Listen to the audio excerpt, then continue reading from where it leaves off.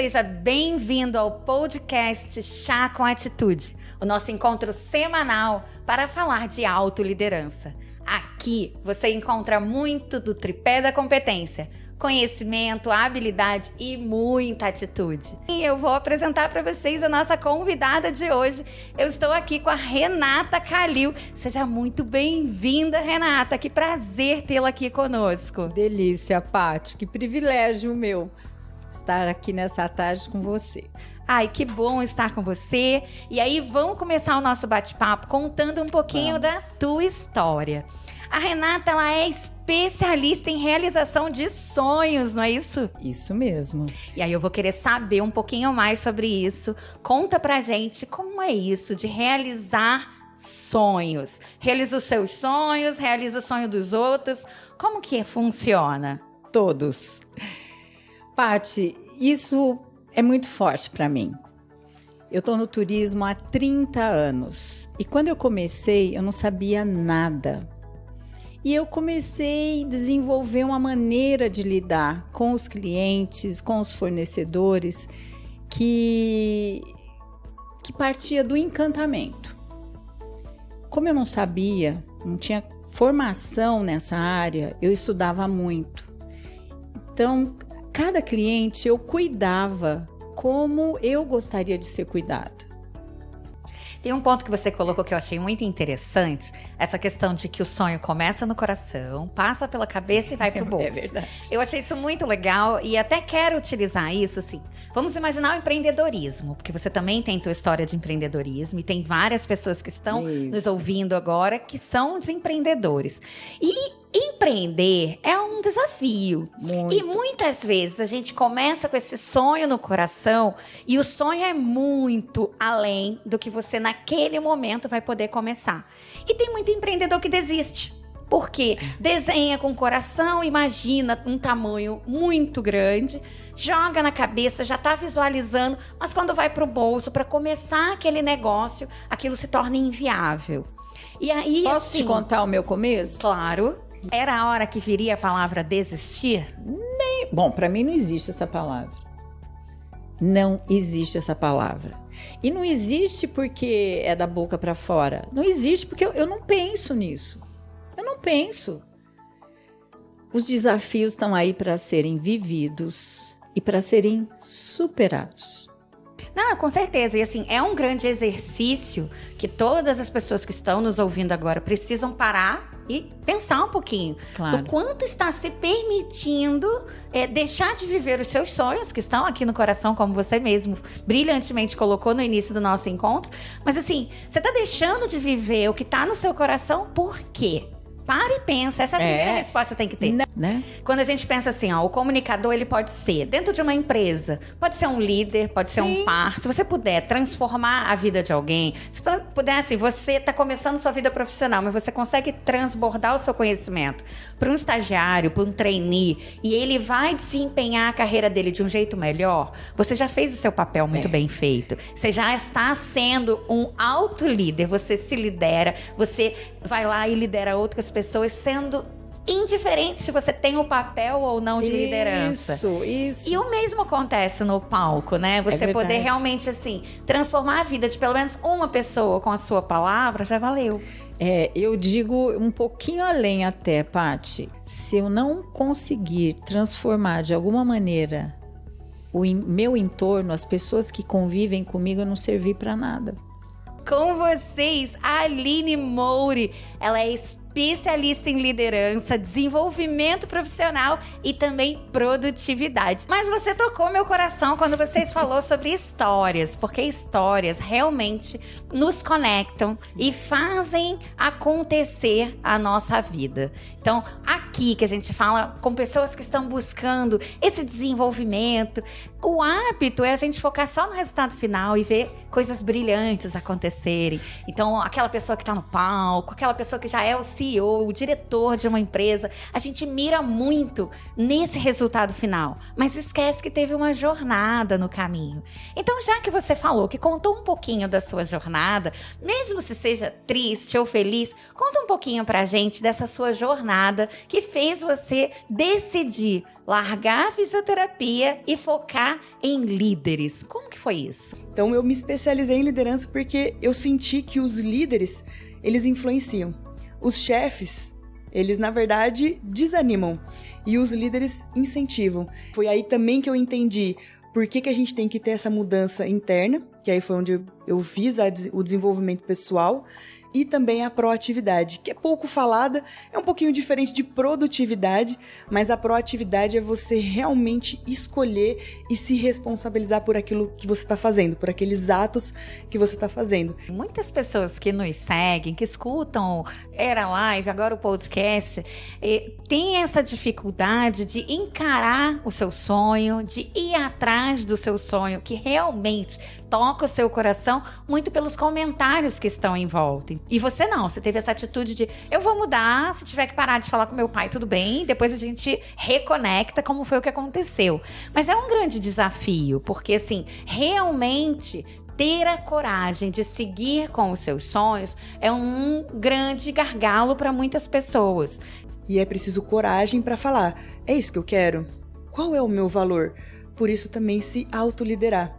Porque se você sabe quem é você e você consegue liderar suas emoções, aquilo que você pensa, fica mais fácil de você tomar atitudes.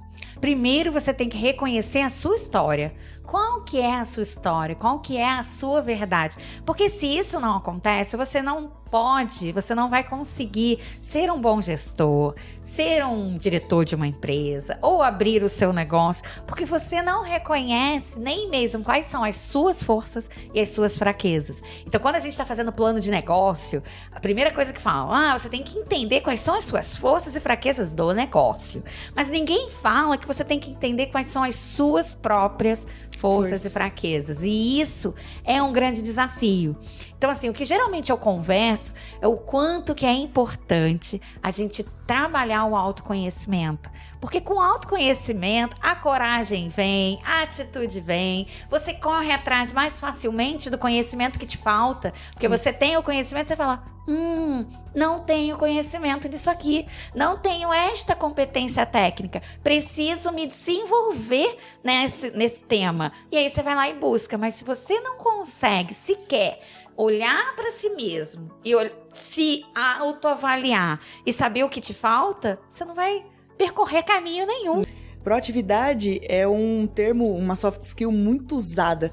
Então, se você pegar hoje os currículos, todo mundo coloca lá, eu sou proativo. E o que é o proativo? O proativo, ele tem sido falado de uma forma errônea. Porque proatividade não é simplesmente surgiu eu vou lá fazer. Não, pode deixar que eu já resolvi. Quer dizer, isso é escravidão. É você abraçar o mundo que você não consegue. Isso não é proatividade. Proatividade, ela é separada em 4 níveis, onde o primeiro é a escolha. O segundo ponto, que é a responsabilidade. O terceiro ponto é relacionado a preocupações. E o último ponto, que eu acredito que seja o mais importante, é ação e reação. Então, se eu escolho aquilo que eu quero ser, eu me responsabilizo por aquilo e eu sei aonde eu posso me preocupar ou não, eu sei onde eu posso influenciar ou não, as minhas ações, elas são diferentes. Quer ver um exemplo que eu gosto muito? Nas empresas, eu trabalho muito com intraempreendedorismo, né? Porque a autoliderança é isso, é você ser intraempreendedor. Você vai empreender vestindo a camisa que você escolheu vestir. Não necessariamente é a sua empresa. Você tá empreendendo com o CNPJ de outra pessoa. Ok, tá tudo bem. Foi uma escolha da sua vida e você se dá bem nesse modelo. Só que, o que acontece? Alguém é promovido.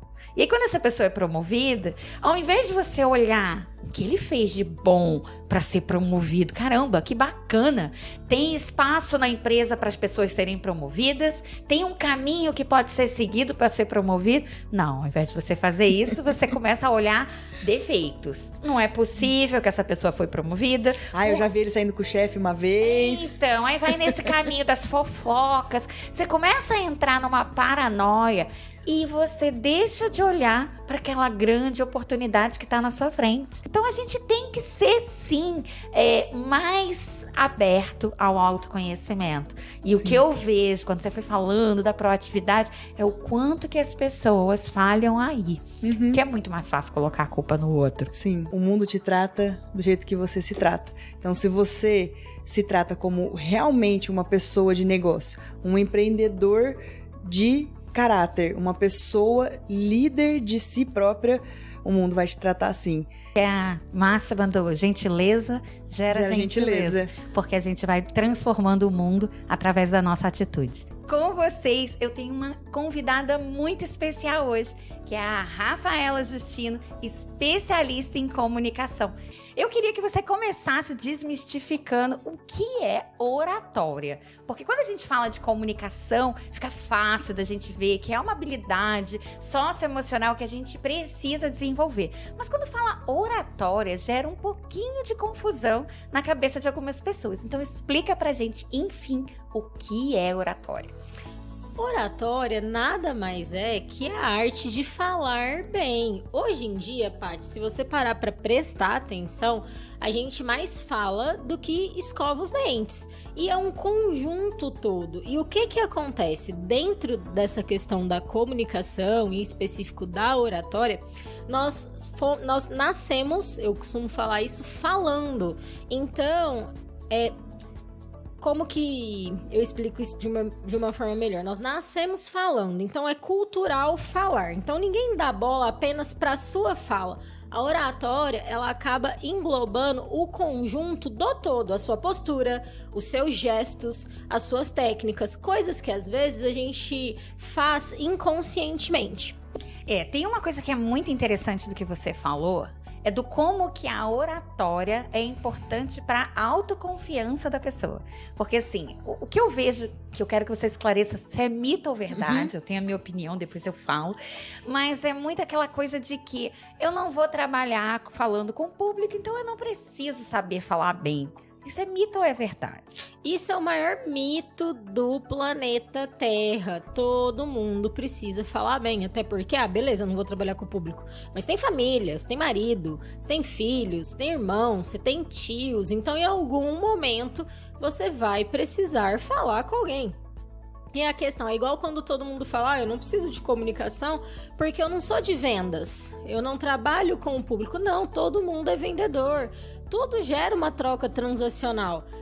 Para a Rafaela vir ao podcast da Patrícia, a Patrícia teve que vender a ideia dela. Às vezes, para o filho da Patrícia fazer inglês, a Patrícia teve que vender a ideia, ou até mesmo ter uma comunicação agressiva e falar, menina, é importante pro seu futuro, você vai fazer inglês. Então, a gente lida com pessoas e temos que nos comunicar a todo momento, é o maior mito.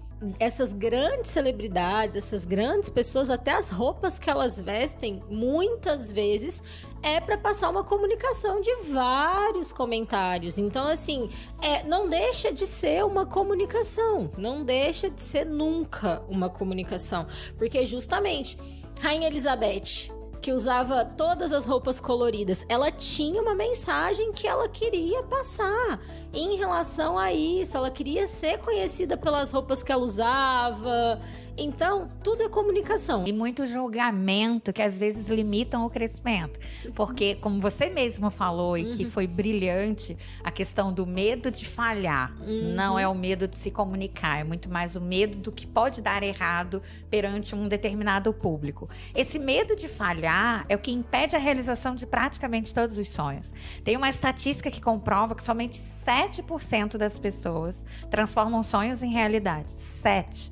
É um número muito baixo. E quando a gente vai olhar as causas pelos quais os sonhos não são realizados, muitas vezes falta de atitude. Porque essa missão de transformar a vida do outro é muito legal. E a gente tá aqui para isso, né? Transformar através da nossa comunicação, da nossa palavra.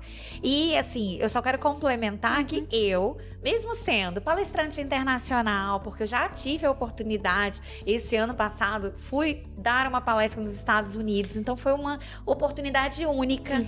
E mesmo com toda a minha experiência, com mais de 20 anos atuando com educação corporativa, Quando eu conheci o conceito do curso muito completo que vocês oferecem, na mesma hora eu me matriculei.